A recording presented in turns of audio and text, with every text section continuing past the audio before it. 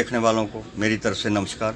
आज हम मोहन सिंह सलाथिया जिन्हों को हाल ही में अवार्ड मिला है और उनसे हम मुलाकात करेंगे और उनके विचार सुनेंगे। नमस्कार।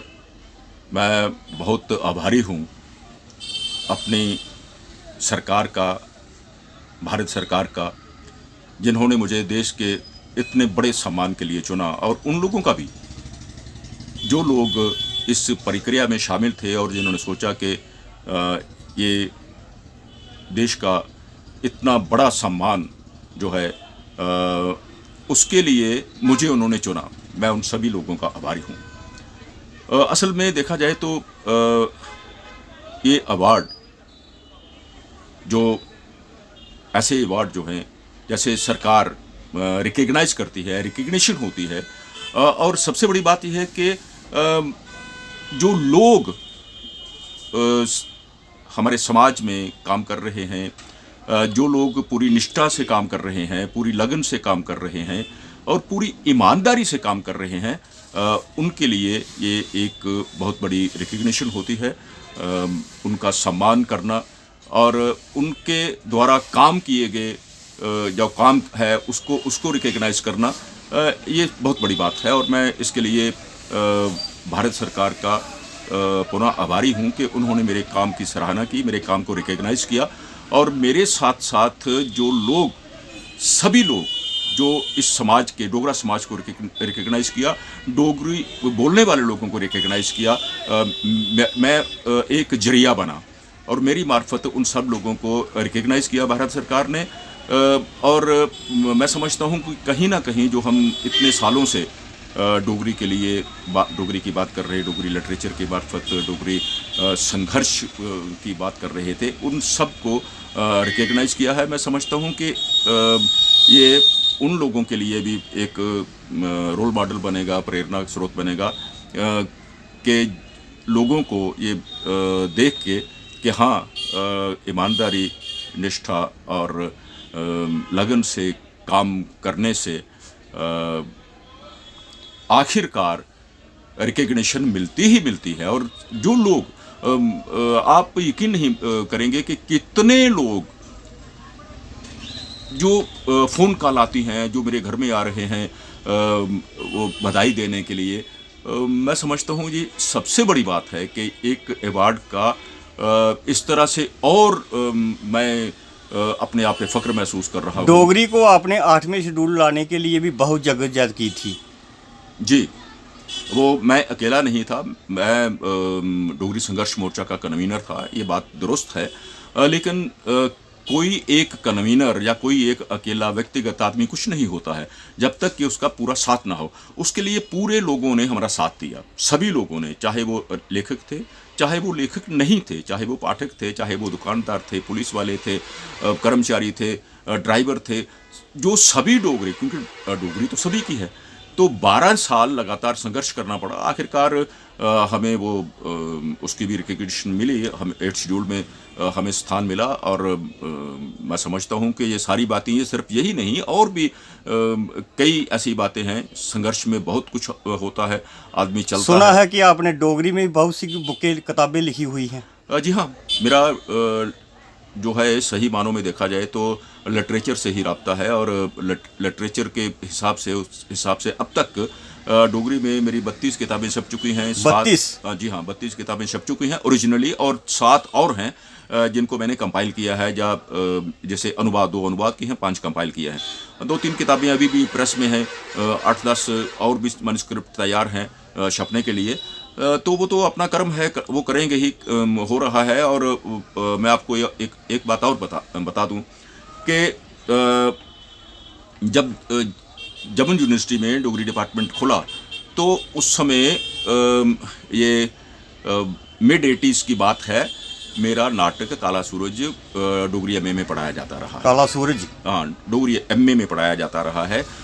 अब भी मेरा एक नाटक, अपनी डफली अपना राग, डिस्टेंस एजुकेशन की मार्फत पढ़ाया जा रहा है। और सेंट्रल यूनिवर्सिटी जो है जम्मू की, उसके हिंदी डिपार्टमेंट में मेरा वो हिंदी, उसका अनुवाद जो है हिंदी एमए में पढ़ाया जा रहा है। मेरी एक और किताब है जो सिविल सर्विसेज के जो इम्तिहान होते हैं जैसे IPS वगैरह के, उसमें भी डोगरी के सिलेबस पे मेरी ये किताब उसमें भी इंक्लूडेड है। तो ऐसा है कि ये लोगों का प्यार है, वो रिकग्नाइज करते हैं। किताबें लिखने की प्रेरणा कहाँ से ली आपने? किताबें लिखने की जो लिटरेचर का मेरा मैं कह सकता हूँ कि जो शौक़ शुरू में पैदा हुआ तो उसे परवान चढ़ाया KS मधुकर ने। KS मधुकर जी मेरी उंगली, मैं अपनी उंगली थमा के, अपना हाथ मुझे दे के मेरे अपने साथ साथ ना घुमाते, ना प्रेरणा देते, ना सिखाते, तो शायद आज मैं इस मुकाम पे नहीं होता जिस मुकाम पे हूँ। मधुकर मिले, वेदपाल दीप मिले, उनका सानिध्य मिला, पद्मा सचदेव मिली, और डोगरी के सभी बड़े बड़े लेखक जो हैं, रामनाथ शास्त्री, दीनूभाई पंत, मोहनलाल सुपोलिया, तारा स्मैलपुरी, मदन मोहन शर्मा, बंधु शर्मा, नरसिंह देव जम्वाल, ये सभी लोगों का मुझे प्यार मिला है। और अपने जो मेरे साथी थे, कंटेम्प्रेरी थे, मेरे हम उम्र लोग थे, उनका भी बहुत प्यार मिला है। आने वाली नस्लों का भी, जो यंगस्टर हैं, उनका भी बहुत प्यार मिल रहा है, बहुत सम्मान करते हैं। अभी ये अनाउंसमेंट के बाद कितने लोग मेरे घर पे आए मुबारक देने के लिए, बधाई देने के लिए, उनका तांता लगा, मैं धन्य हो गया। ये सब देख के कि मैं जंगल में रहता हूँ और वहाँ आ रहे हैं वो, कितने मीडिया पर्सन वहाँ आए, कितना सब कुछ हुआ, कितने फ़ोन कॉल अभी तक मुझे आ रहे हैं कि मैं आपको बता नहीं सकता। ये सारी रिकग्निशन जो है, जब आपको ये पता चला कि मुझे ये अवार्ड मिला, आपको कैसा महसूस हुआ? देखिए कैसा महसूस होगा, जिसको किसी को भी इतना बड़ा सम्मान मिलेगा तो वो फूला कहाँ समाएगा। मैं भी खुश हुआ। मैं ही नहीं खुश हुआ, मेरे सारे चाहने वाले खुश, जिसको पता चला। मैं बता नहीं सकता कि किस तरह की बातें लोगों ने मेरे साथ की हैं। You are the most deserving, आपको बहुत पहले मिल जाना चाहिए था, इस तरह की बातें जो हैं। और कुछ बातें तो ऐसा होता है कि लोकाचार भी होती हैं, लेकिन उनका पता चल जाता है कि ये बात असल में मन से हो रही है, कि यूं ही लोकाचार बात हो रही है। आपको पूरा कॉन्फिडेंस था कि मुझे मेरी मेहनत का रंग मिलेगा? देखिए ऐसा है कि अवार्ड मिलना ना मिलना ये दूसरी बात है। मेहनत करना तो आदमी का कर्म है और करना चाहिए। और मुझे इस बात का कभी अफसोस नहीं हुआ, कभी गिला नहीं हुआ कि मैं जो काम कर रहा हूँ उसका मुझे कुछ मिल रहा है कि नहीं मिल रहा। सवाल ये है कि मैं ठीक दिशा पे हूँ, ये मुझे सोचना है। अगर मुझे लगता है कि मैं ठीक दिशा पे हूँ तो फिर ये कोई मायने नहीं रखती बात कि उसका सिला मुझे मिल रहा है कि नहीं मिल रहा। देखिए आज आप कह रहे हैं मुझे, आप ये पूछ रहे हैं कि 8 शेड्यूल, हमने 12 साल स्ट्रगल की, अल्टीमेटली हमें 8 शेड्यूल मिला। अब 8 शेड्यूल 2003 में मिला, अब 20 साल हो गए। 20 साल के बाद भी आप मुझे पूछ रहे हैं कि आपका उसमें योगदान था। इसका मतलब है कि आप मुझे रिकग्नाइज तो कर रहे हैं ना।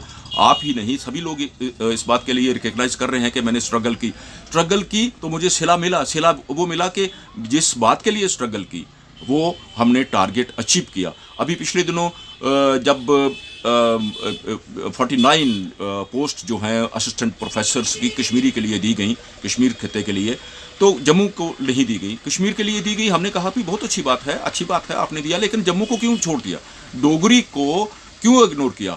हमने उसके लिए भी संघर्ष किया। तब पॉपुलर गवर्नमेंट थी यहाँ, डॉक्टर निर्मल सिंह थे वहाँ डिप्टी चीफ मिनिस्टर।